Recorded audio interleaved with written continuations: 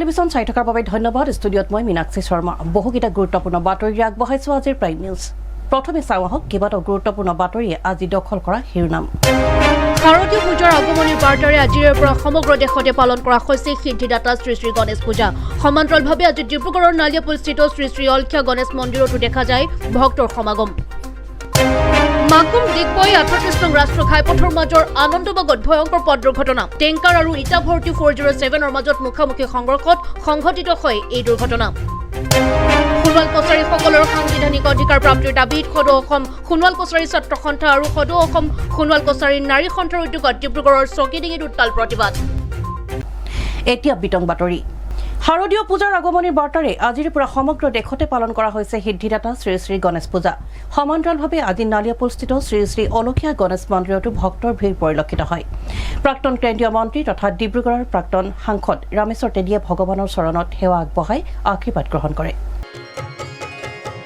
वक्रतुंड महाकाय सूर्यकोटि समप्रभ निर्विघ्नं कुरु मे देव सर्वकारेषु सर्वदा।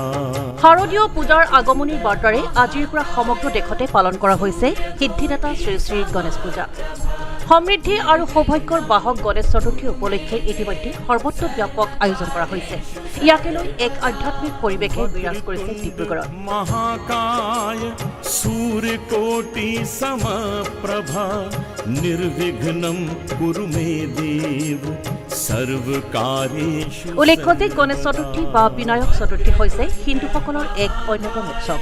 এই সময়ত গণেশ দেৱতাই তেওঁ মাতৃদেৱী পাৰ্বতীৰ সৈতে কৈলাশ পৰ্বতৰ পৰা পৃথিৱীলৈ নামি আহে বুলি বিশ্বাস কৰা হয় আৰু তাৰে পৰিপ্ৰেক্ষিতত এই উৎসৱ পালন কৰা হয়। এই উৎসৱৰ সময়ত ঘৰত ব্যক্তিগতভাৱে গণেশৰ মাটিৰ প্ৰতিমা স্থাপন কৰা হয় বা ৰাজহুৱাভাৱে বিস্তৃত অঞ্চলত পেণ্ডেল স্থাপন কৰি গণেশক পূজা কৰা হয়। উল্লেখ্য যে গণেশ চতুৰ্থী যাক বিনায়ক চতুৰ্থী আৰু গণেশ উৎসৱ বুলিও কোৱা হয়।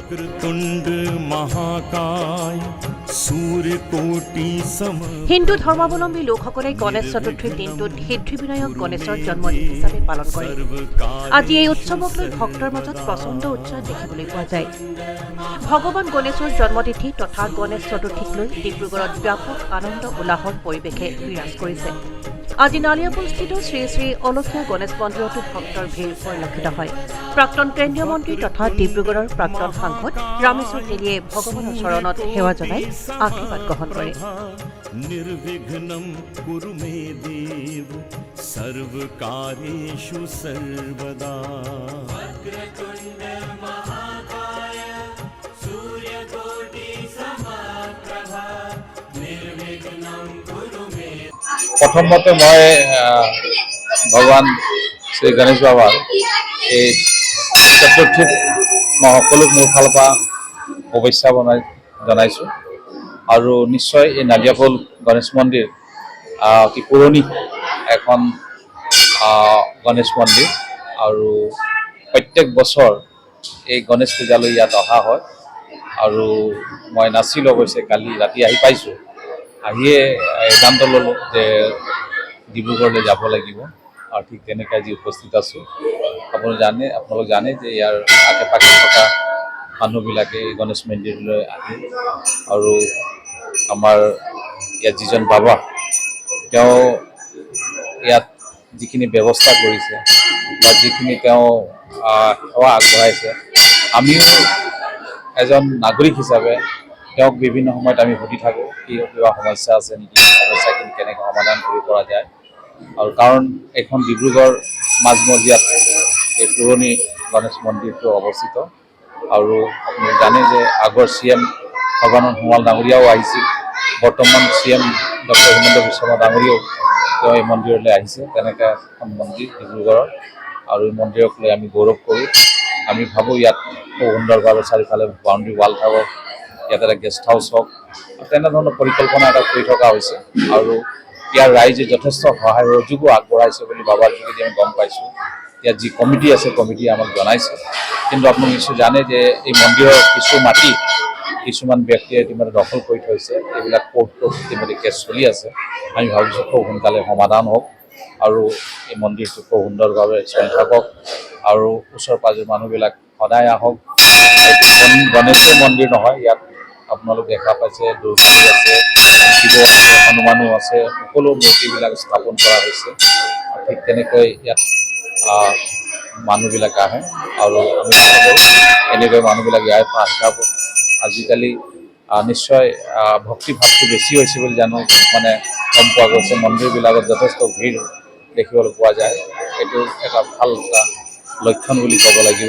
ধৰ্মৰ প্ৰতি আস্থা বাঢ়িছে মানুহবিলাকৰ আৰু নিশ্চয় আৰু কোভিডৰ পিছত আমি দেখা পাইছোঁ, আমি ভাৰতবৰ্ষৰ বিভিন্ন ঠাইত ঘূৰি ফুৰোঁ, আমি দেখোঁ যে আজি হৰিদ্বাৰ নিচিনাত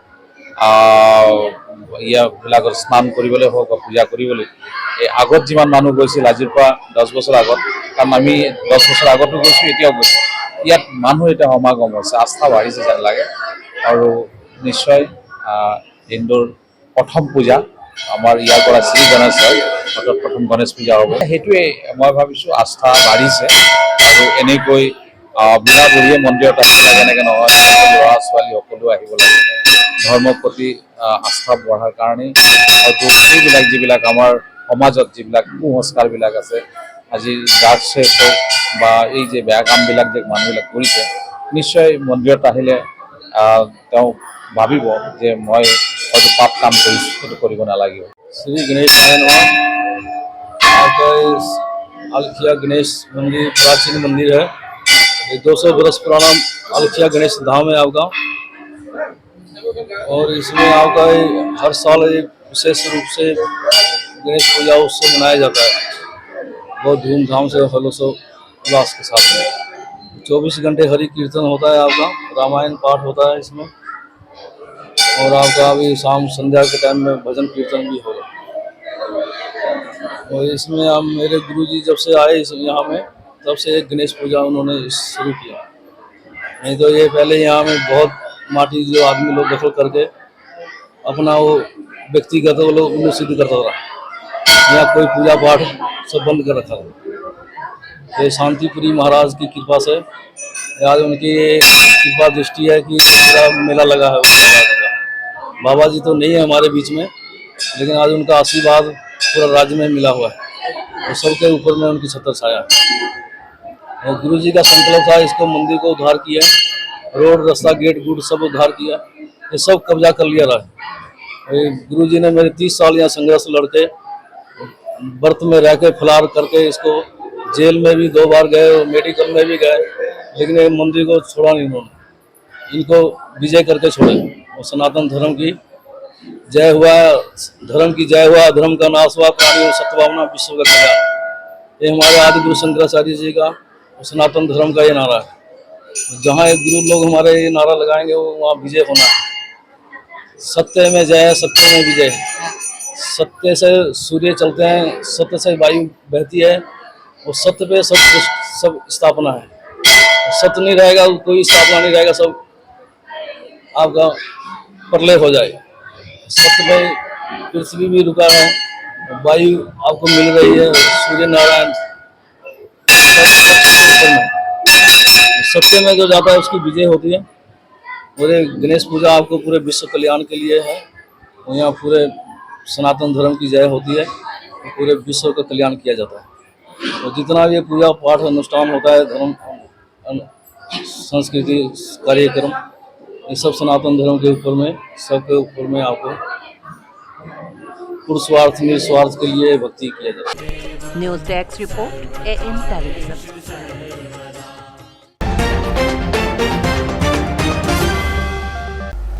মাকুম ডিগবৈ 38 নং ৰাষ্ট্ৰীয় ঘাইপথৰ মাজত আনন্দবাগত ভয়ংকৰ পথ দুৰ্ঘটনা। টেংকাৰ আৰু ইটা ভৰ্তি 407ৰ মাজত হোৱা মুখামুখি সংঘৰ্ষত আহত লোককেইজনক স্থানীয় ৰাইজে তিনিচুকীয়া চিকিৎসা মহাবিদ্যালয়লৈ প্ৰেৰণ কৰে।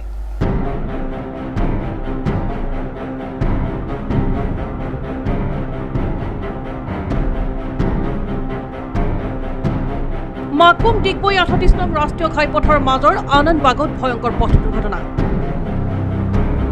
ট্ৰেংকাৰ আৰু ইটা ভৰ্তি 407ৰ মাজত মুখামুখি সংঘৰ্ষ।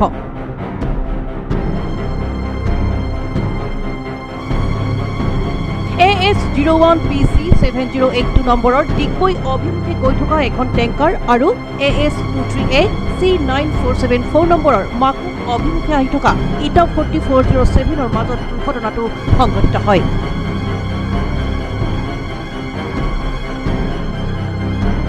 জানিবলৈ পৰা অনুসৰি ইটা 4407খনত থকা গুৰুতৰভাৱে আহত হোৱা দুজনক স্থানীয় ৰাইজৰ সহায়ত বাহনখনৰ পৰা উদ্ধাৰ কৰা হয়। অন্যহাতে টেংকাৰখনৰ চালকজন আহত হোৱা বুলি জানিব পৰা গৈছে। আহত হোৱা লোককেইজনক স্থানীয় ৰাইজে তিনিচুকীয়া চিকিৎসা মহাবিদ্যালয়লৈ প্ৰেৰণ কৰে। বৰ্তমান ঘটনাস্থলীত ডিগবৈ আৰু মাকুম আৰক্ষী উপস্থিত হৈ ঘটনাৰ তদন্ত অব্যাহত ৰাখিছে। দুখ লগা ঘটনা পুৱা 7:30 বজাত 407 আৰু এখন তেল ভৰ্তি টেংকাৰৰ মাজত আনন্দবাগ বালিজান ঘাইপথত মুখামুখি সংঘৰ্ষ হয়। সংঘৰ্ষৰ ফলত দুজন ব্যক্তি অতি গুৰুতৰভাৱে আহত হয় আৰু তেওঁলোকক আমি ততালিকে অসম মাকুম চিকিৎসালয়ত আমি ভৰ্তি কৰোৱা হয়। আৰু এনে ঘটনা ঘটি থকাৰ কাৰণে আমি দুখ প্ৰকাশ কৰিছোঁ, কিয়নো যিসকলে পেটৰ মুঠিৰ কাৰণে পুৱাই ওলাই এনে কাম কৰে, আমি কওঁ যে তেওঁলোকৰ গতিবেগ অলপ চম্ভালি চলাই যেন। দুলীয়াজানৰ পৰা সৌজিত গগৈ ৰিপৰ্ট AM টেলিভিজন। আহিছোঁ পৰৱৰ্তী বাতৰিলৈ। সোণোৱাল কছাৰীসকলৰ সাংবিধানিক অধিকাৰ প্ৰাপ্তিৰ বাবে সদৌ অসম সোণোৱাল কছাৰী ছাত্ৰ সন্থা আৰু সদৌ অসম সোণোৱাল কছাৰী নাৰী সন্থাই ডিব্ৰুগড় চহৰৰ চৌকিডিঙি চাৰিআলিৰ পৰা থানা চাৰিআলিলৈকে সমদল বাহিৰ কৰি উত্তাল প্ৰতিবাদ সাব্যস্ত কৰে। ডিব্ৰুগড়ত সোণোৱাল কছাৰী ছাত্ৰ সন্থাৰ জোৰ সমদল। সোণোৱাল কছাৰীসকলৰ সাংবিধানিক অধিকাৰ প্ৰাপ্তিৰ বাবে সদৌ অসম সোণোৱাল কছাৰী ছাত্ৰ সন্থা আৰু সদৌ অসম সোণোৱাল কছাৰী নাৰী সন্থাই চহৰখনৰ চৌকিডিঙি চাৰিআলিৰ পৰা থানা চাৰিআলিলৈকে সমদল বাহিৰ কৰি উত্তাল প্ৰতিবাদ সাব্যস্ত কৰে।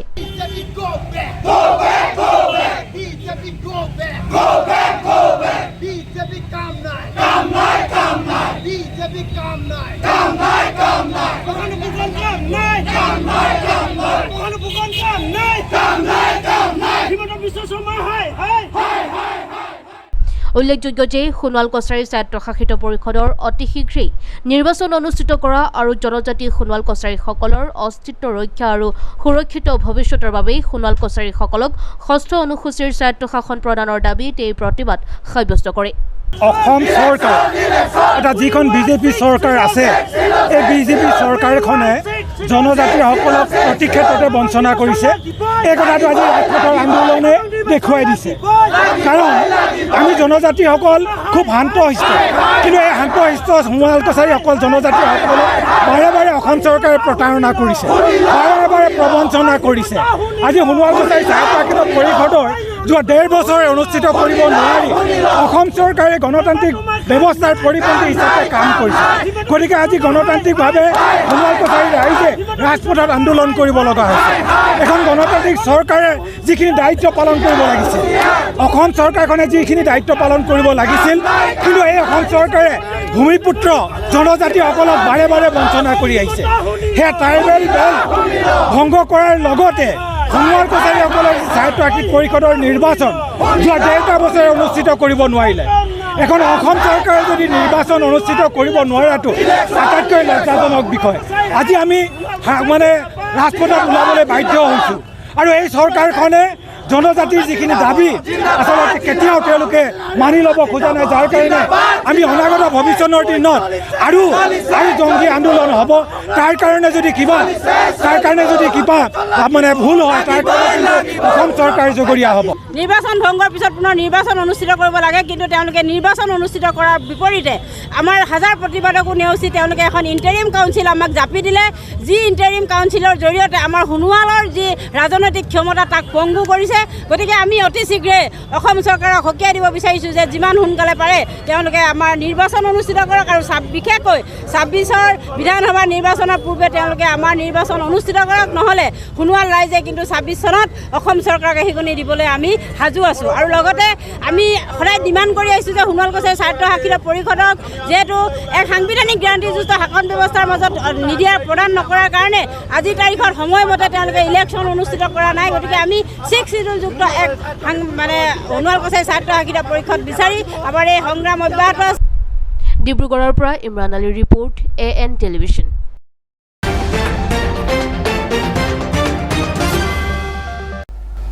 এটা হৃদয় বিদাৰক দৃশ্য মৰাণত এক পথ দুৰ্ঘটনাত মঙলবাৰে মুহূৰ্ততে শেষ হৈ গ'ল এটা পৰিয়ালৰ পিতা পুত্ৰৰ জীৱন স্বামী পুত্ৰৰ নিথৰ দেহ ঘৰ আহি পোৱাৰ পিছতেই যি পৰিস্থিতিৰ উদ্ভৱ হ'ল দেখিলেই চকু হেমেকি উঠিব আপোনাৰো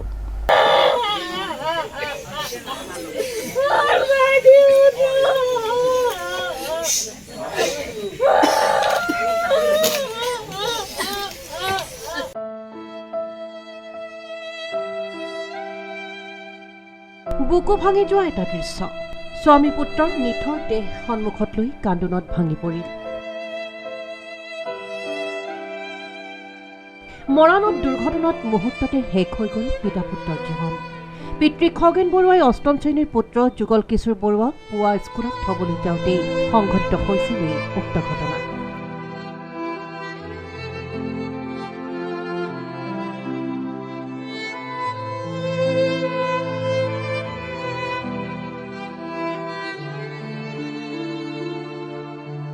স্বামী পুত্ৰৰ নিথৰ দেহ ঘৰ আহি পোৱাৰ পিছতেই যি পৰিস্থিতিৰ উদ্ভৱ হ'ল দেখিলে চকু হেমেকি উঠিব আপোনাৰ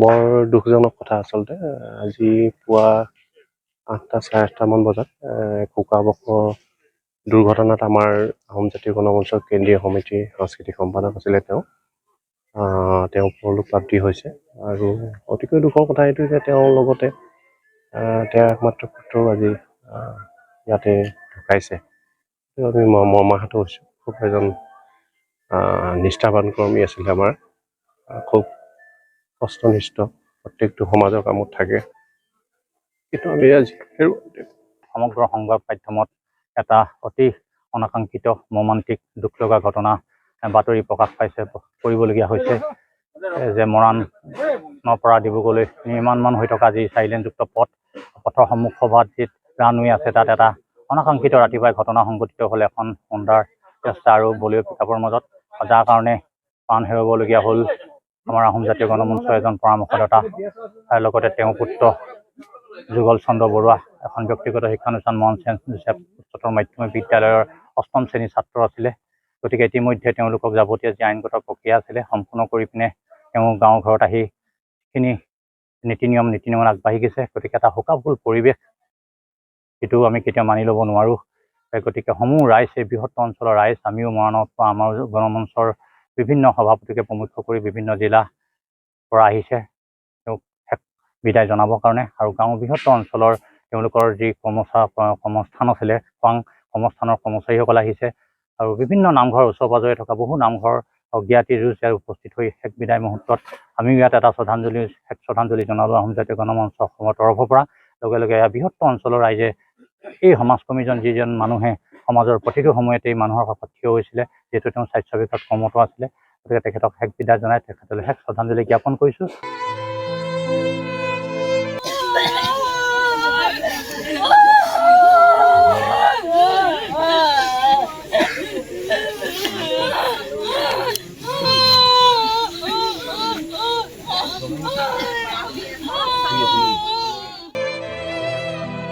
news desk report AN television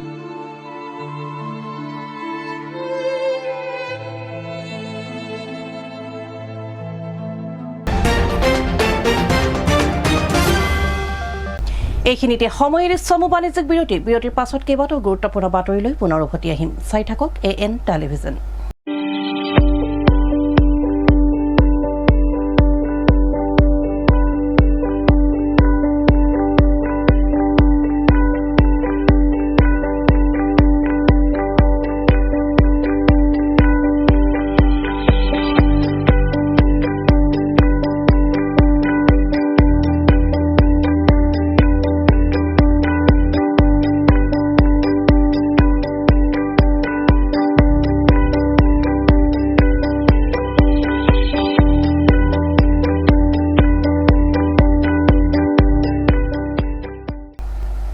বিৰতিৰ পাছত উভতি আহিছো বাতৰি পৰৱৰ্তী অংশলৈ মটক জনগোষ্ঠীৰ আৰ্থ সামাজিক দিশত টনকিয়াল কৰাৰ লক্ষ্যৰে মটক স্বায়ত্তশাসিত পৰিষদৰ ন পদক্ষেপ মটক স্বায়ত্তশাসিত পৰিষদে মঙলবাৰে চাবুৱাৰ চেতিয়াপথাৰ গাঁৱত চকী বিতৰণ কৰা কাৰ্যসূচী অনুষ্ঠিত হৈ যায় বিধায়ক পুনাকন বৰুৱাৰ হাতেৰে মটক জনগোষ্ঠীৰ অধ্যুষিত অঞ্চলৰ বিভিন্ন সংঘ ক্লাব মহিলা আয় কল্যাণ সমিতি আদি 10,000ৰো অধিক চকী বিতৰণ কৰে মটক জনগোষ্ঠীৰ আৰ্থ-সামাজিক দিশত টনকিয়াল কৰাৰ লক্ষ্যৰে মটক স্বায়ত্তশাসিত পৰিষদৰ ন পদক্ষেপ।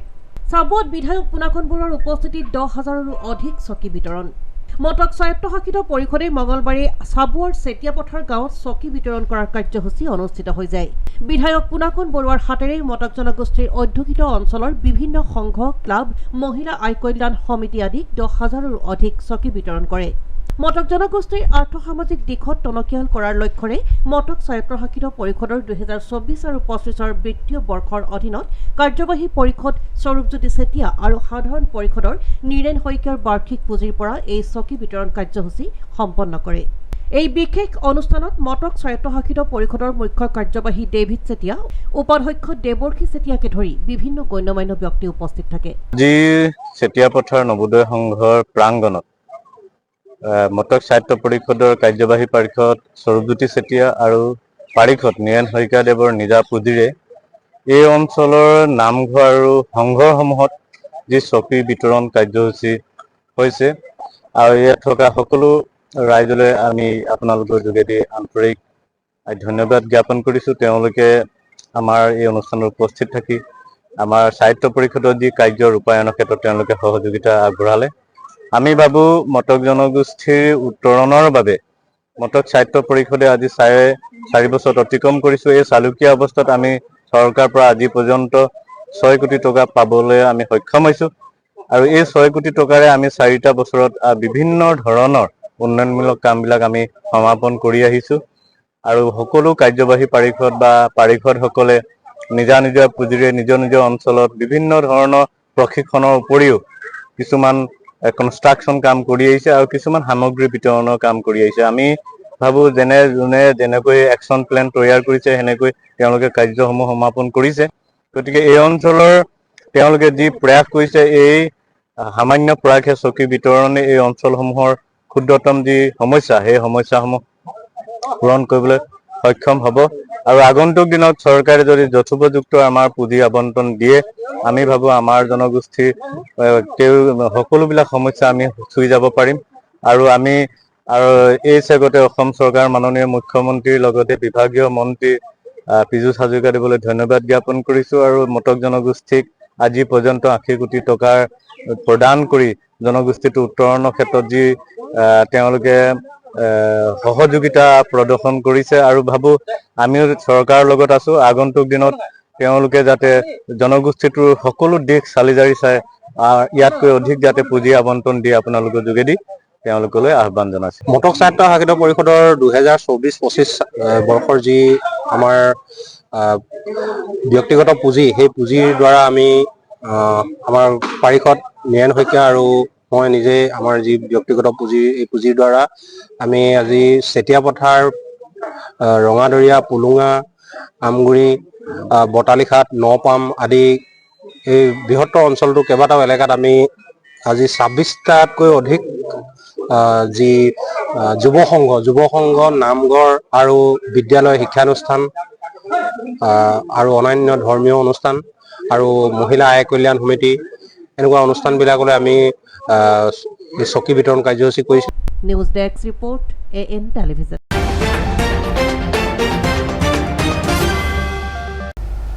ডিব্ৰুগড়লৈ ভ্ৰমণ কৰা অতিথিসকলৰ আৰাম, সুলভ আৰু সুবিধাৰ প্ৰতি লক্ষ্য ৰাখি সমগ্ৰ উত্তৰ পূবৰ ভিতৰতে ছিগনেট ইন হোটেল এণ্ড ৰিজৰ্টৰ ডিব্ৰুগড়ৰ মাজমজিয়াত নতুনকৈ মুকলি ছিগনেট ইন নামেৰে এখনি নতুন হোটেল।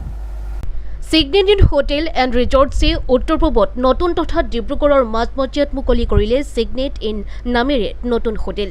ডিব্ৰুগড়লৈ ভ্ৰমণ কৰা অতিথিসকলৰ আৰাম, সুলভ আৰু সুবিধাৰ প্ৰতি লক্ষ্য ৰাখি ৰাইজক কিছু সকাহ দিয়াৰ ব্যৱস্থা ছিগনেট ইন হোটেল এণ্ড ৰিজৰ্টছৰ।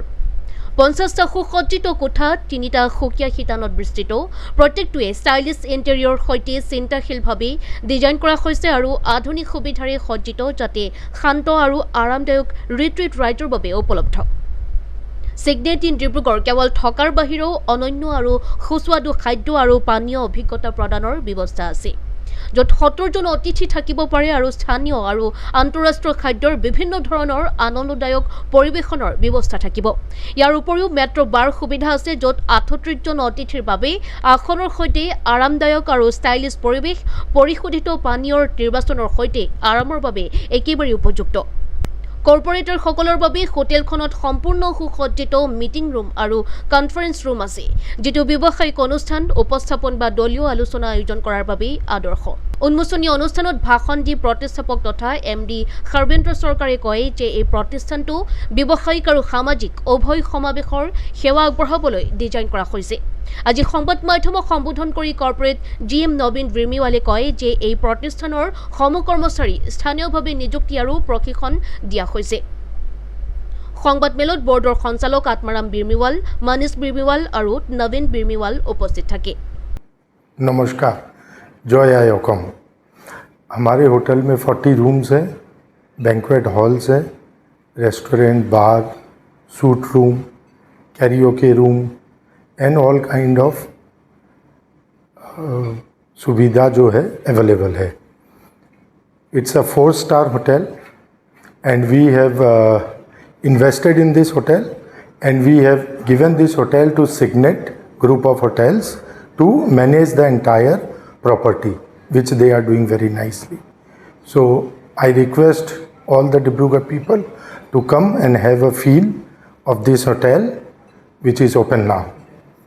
ডিব্ৰুগড়ৰ পৰা সঞ্জীৱ বিশ্বাসৰ সহযোগত ইমৰান আলীৰ ৰিপৰ্ট, AN টেলিভিছন।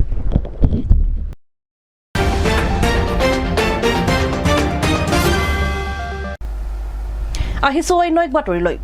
মঙ্গলবাৰে doctor Radhakrishnan school of arts, commerce and science বিদ্যালয় আৰু কেৰিয়াৰ পইণ্টৰ উদ্যোগত আয়োজিত 2024 আৰু 25ৰ নীট পৰীক্ষাত উত্তীৰ্ণ শিক্ষাৰ্থীসকলৰ লগতে অভিভাৱকসকলক সম্বৰ্ধনা জনোৱাৰ উদ্দেশ্যে এখন একাডেমিক এক্সেলেন্স এৱাৰ্ড শীৰ্ষক অনুষ্ঠান অনুষ্ঠিত হৈ যায়। Dibrugarh doctor Radhakrishnan school of arts, commerce and science বিদ্যালয়ৰ 60গৰাকী ছাত্ৰ ছাত্ৰীয়ে চিকিৎসা মহাবিদ্যালয়ত আসন পোৱাত উৎফুল্লিত হৈ পৰিছে doctor Radhakrishnan school of arts, commerce and science বিদ্যালয়ৰ অধ্যক্ষ বিকাশ গগৈয়ে।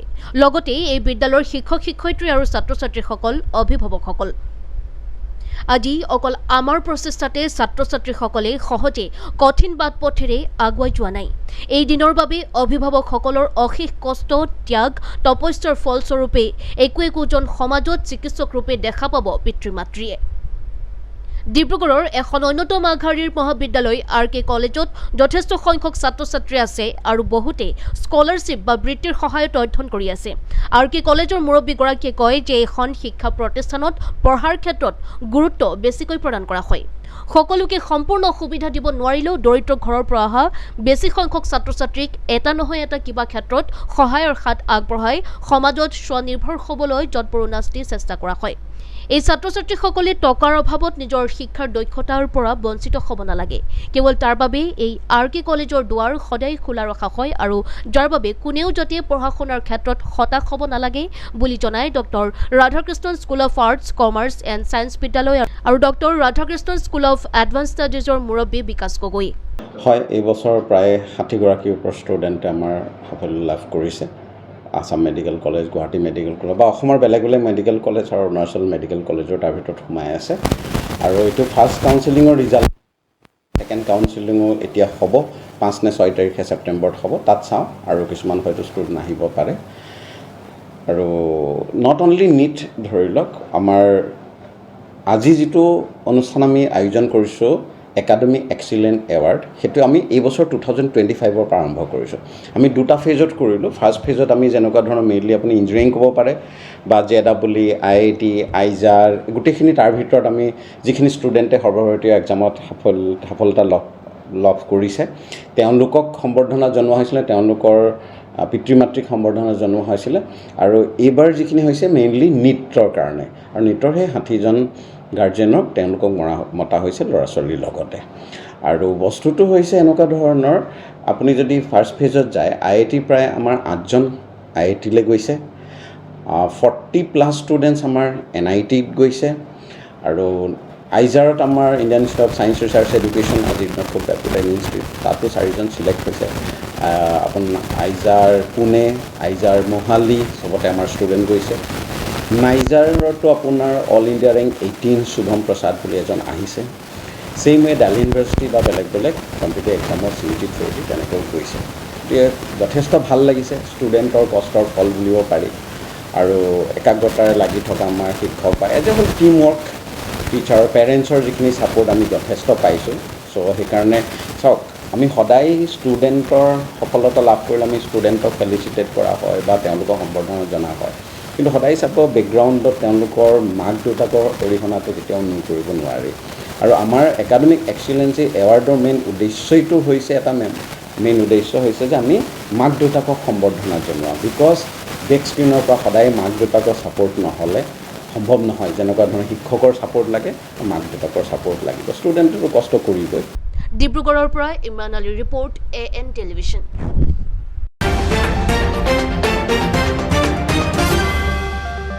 এইখিনিতে সময় এটি পুনৰ চমু বাণিজ্যিক বিৰতিৰ পাছত কেইবাটাও বাতৰিলৈ পুনৰ উভতিম। চাই থাকক AN টেলিভিছন।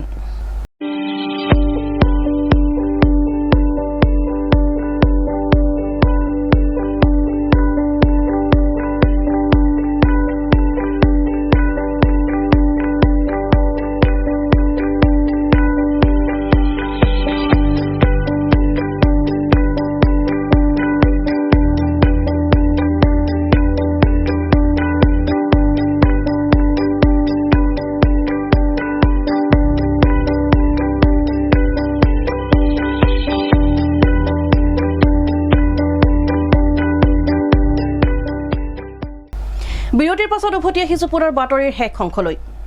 CCTVৰ এটা ভিডিঅ'ই এতিয়া জোকাৰিছে সমগ্ৰ চিলাপথাৰ। এইবাৰ চিলাপথাৰ নগৰৰ মাজমজিয়াত ব্যৱসায়িক প্ৰতিষ্ঠানৰ পৰা ধন দাবীৰ এক চাঞ্চল্যকৰ তথ্য পোহৰলৈ আহিছে। চিলাপথাৰৰ স্বত্বিক এণ্টাৰপ্ৰাইজ নামৰ এটা পানীৰ ব্যৱসায়িক প্ৰতিষ্ঠানৰ পৰা 4 লাখ টকা দাবী কৰি প্ৰাণনাশৰ ভাবুকি। CCTVৰ ভিডিঅ'ই জোকাৰিছে চিলাপথাৰত পুনৰ দুষ্কৃতিকাৰীৰ গুণ্ডাগিৰি, 4 লাখ টকাৰ ধন দাবী, প্ৰাণনাশৰ ভাবুকি।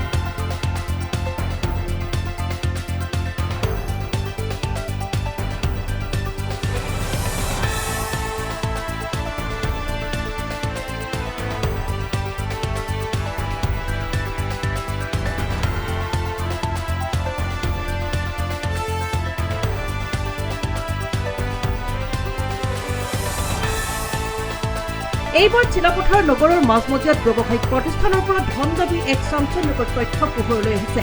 চিলাপথাৰৰ স্বত্বিক এণ্টাৰপ্ৰাইজ নামৰ এটা পানীৰ ব্যৱসায়িক প্ৰতিষ্ঠানৰ পৰা দাবী কৰে 4 লাখ টকা।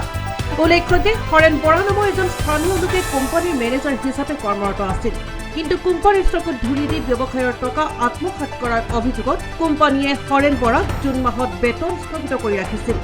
কিন্তু যোৱা 24 তাৰিখে এটা অচিনাকি নম্বৰৰ পৰা কোম্পানীৰ স্বত্বাধিকাৰী ৰাহুল শৰ্মাক চিলাপথাৰৰ হোটেল ইউনিভাৰ্ছ পেলেচলৈ মাতি পঠিয়ায়। এদল দুষ্কৃতিকাৰীক লগত লৈ হৰেণ বৰাই মাৰোৱাৰী মূলৰ স্বত্বাধিকাৰী ৰাহুল শৰ্মাৰ ওপৰত তোলে কেইবাটাও অভিযোগ। সিমানেই নহয়, পূৰ্বৰ কৰ্মচাৰী হৰেণ বৰাই কোম্পানীৰ পৰা দাবী কৰে 4 লাখ টকা।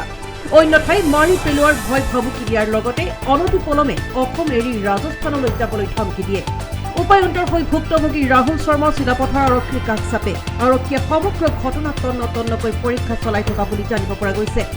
বৰ্তমান মূল অভিযুক্ত হৰেণ বৰা পলাতক বুলি জানিব পৰা গৈছে। प्लांट है छोटा सा, वहाँ पर एक स्टाफ हरेम बोरा करके था। उन्होंने मार्केट में माल बेचा था हम लोग का। तो उस पार्टी से हमने जब बोला पैसा लेकर आइए, तो वो पैसा लेकर नहीं आया और उन्होंने आना छोड़ दिया काम पे।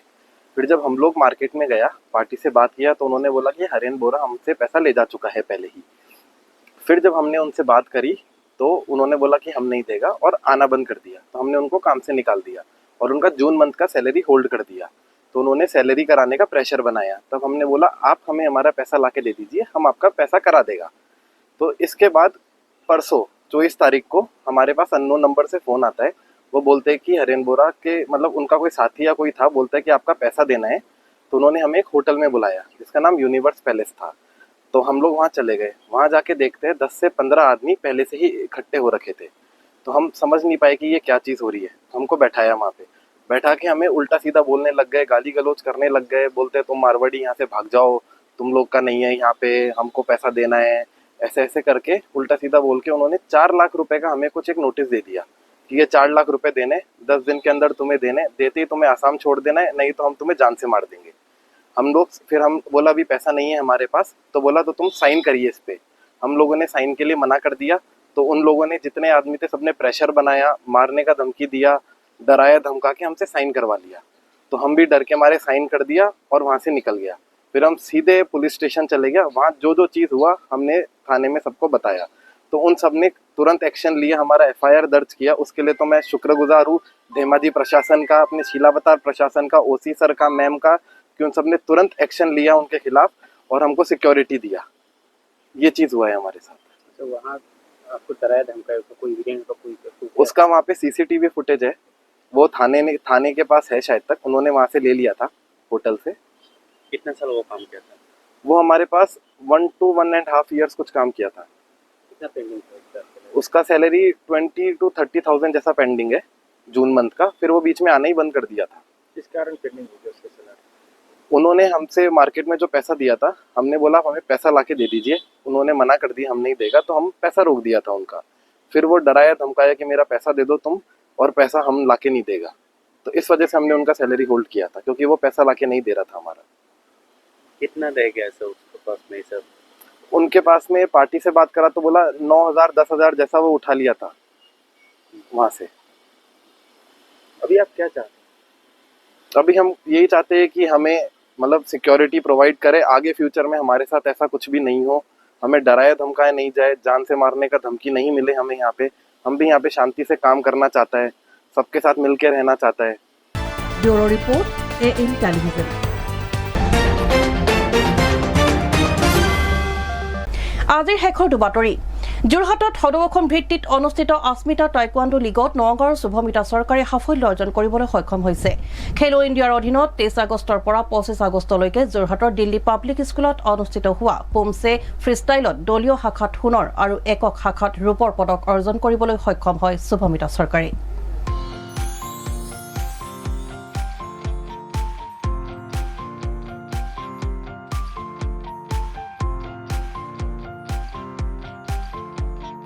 যোৰহাটত সদৌ অসম ভিত্তিত অনুষ্ঠিত আস্মিতা টাইকোৱাণ্ডো লীগত নগাঁৱৰ শুভমিতা চৰকাৰে সাফল্য অৰ্জন কৰিবলৈ সক্ষম হৈছে। খেলো ইণ্ডিয়াৰ অধীনত 23 আগষ্টৰ পৰা 25 আগষ্টলৈকে যোৰহাটৰ দিল্লী পাব্লিক স্কুলত এই প্ৰতিযোগিতা অনুষ্ঠিত হয়।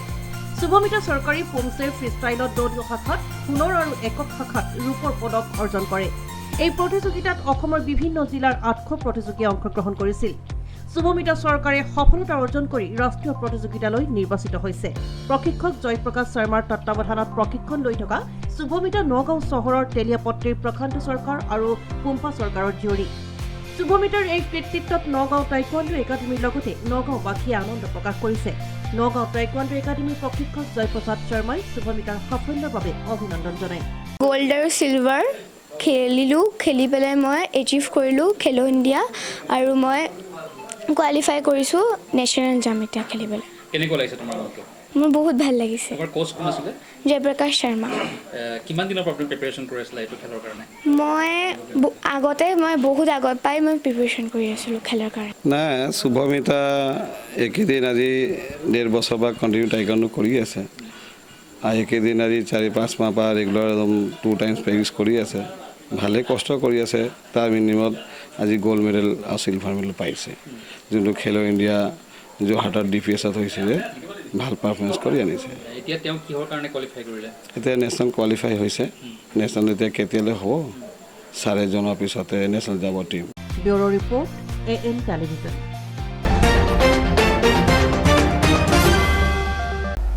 আজিৰ প্ৰাইম নিউজ ইমানেই আছিল। অধিক বাতৰিৰ বাবে চাই থাকিব AN টেলিভিজন। নমস্কাৰ।